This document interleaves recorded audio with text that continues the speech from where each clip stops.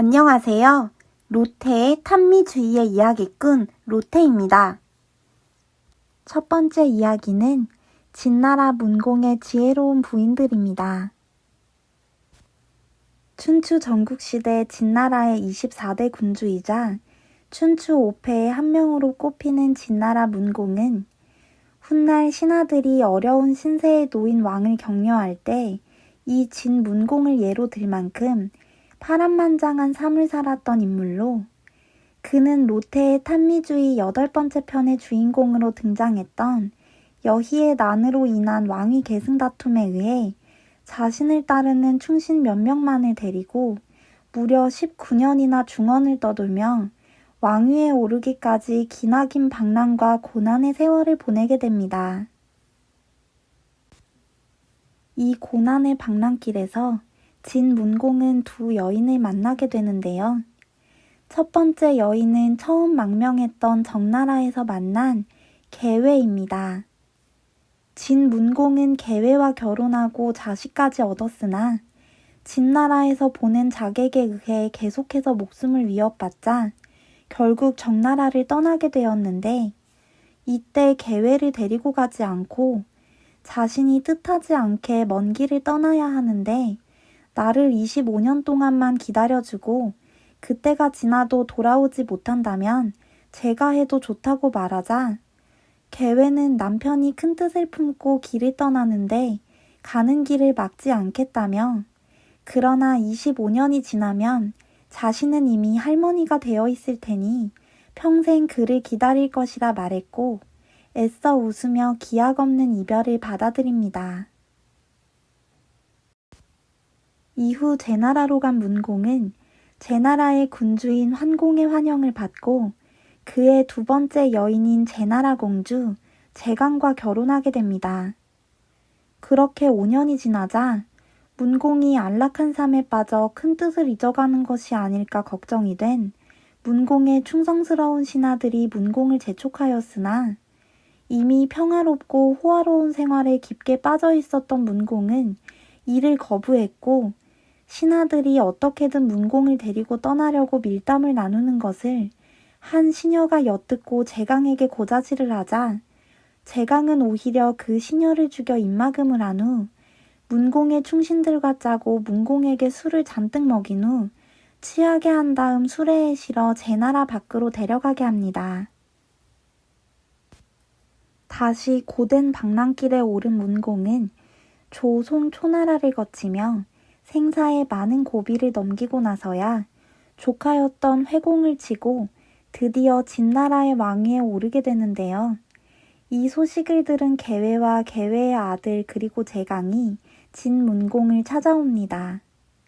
이때 진문공에게는 왕이 된 후 새롭게 맞은 회영이라는 부인이 있었는데, 회영은 자신보다 앞서 문공과 인연을 맺었던 두 여인의 포부와 아량이 대단하다며 스스로 왕비의 자리를 양보하고 세 번째 부인에 만족하였다고 합니다.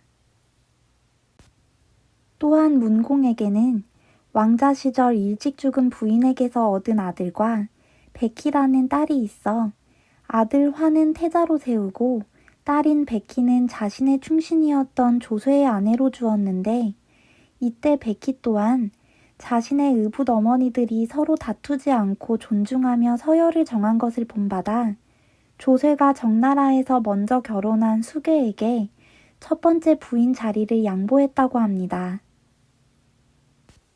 여기까지 19년의 긴 세월 동안 강호를 떠돌며 온갖 역경을 헤치고 늦은 나이에 왕이 되어 대표적인 대기만성형의 인물로 꼽히는 진문공에게는 지혜로운 부인이 셋이나 있었으니 그는 강성한 나라를 만든 동시에 부인들의 덕으로 가와 만사정까지 이룰 수 있었던 진정한 행운아라 하겠습니다.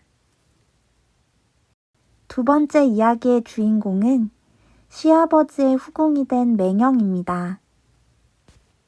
초나라의 군주인 초평왕은 진나라와의 우호를 위해 태자 운건을 진나라 공주인 맹영과 결혼시키려 했는데, 이때 사신으로 보낸 간신 비무기가 맹영을 보니 그 미모가 단연 군계 일학이었기에 평왕에게 잘 보이고 싶었던 비무기는 평왕에게 원래 며느리가 될 예정이었던 맹영을 취하도록 부추겼고 결국 맹영은 태자가 아닌 평왕의 후궁이 되어 아들까지 낳게 됩니다.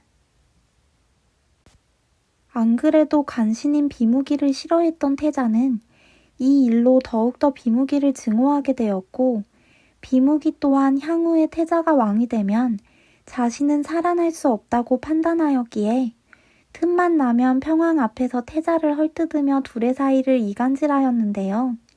그러나 태자에게는 든든한 스승인 오사가 있어 비무기가 태자를 음해하려 할 때마다 오사가 태자를 보호하였으나 결국 젊은 아들을 질투하게 된 평왕은 국방의 수비를 위한다는 명목으로 태자를 변방으로 쫓아냈지만 마음이 놓이지 않은 비무기는 태자를 계속 음해하여 결국 태자의 스승 오사와 큰아들 오상은 참수되었고 태자와 오사의 다른 아들인 오우는 정나라로 도주했는데 훗날 태자 운거는 정나라에서 죽었고 오우는 태자의 아들인 승을 데리고 정나라를 탈출하니 이 오운이 곧 오자서이고 그는 평왕에게 복수하기 위해 훗날 오나라 태자 합녀와 함께 초나라를 치고 승리하여 이 혼란 속에 사망했던 초평왕의 무덤을 찾아가 썩지 않은 시신을 파내어 구리채찍으로 수백 대를 쳐서